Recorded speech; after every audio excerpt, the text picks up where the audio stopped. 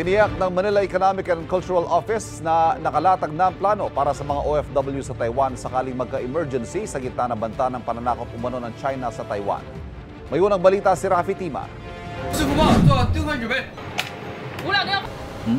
Mula sa dagat hanggang himpapawid,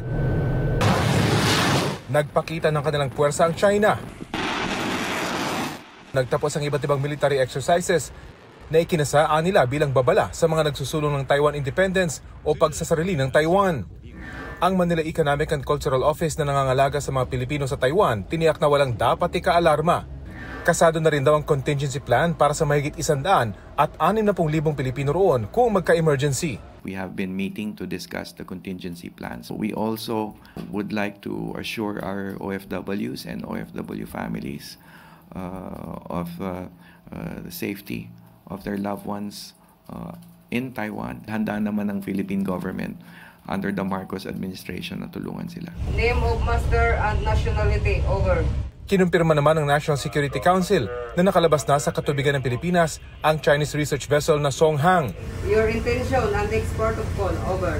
Tumugon na rin ang crew nito matapos hindi sagutin ang ilang beses na radio message ng Philippine Coast Guard.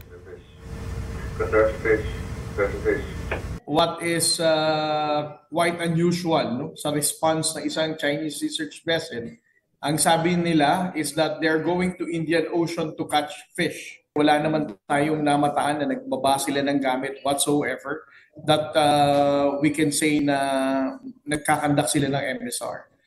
Kaugnay naman sa planong pagbili ng F-16 fighter jets mula Amerika, tiniyak ng National Security Council na hindi ito makakasama sa anumang third party. We would like to assure the People's Republic of China that the planned procurement of F-16 fighter jets to the Philippine arsenal does not in any way harm the interest of any third party. It is not intended for any nation. It is merely part of the AFP modernization program.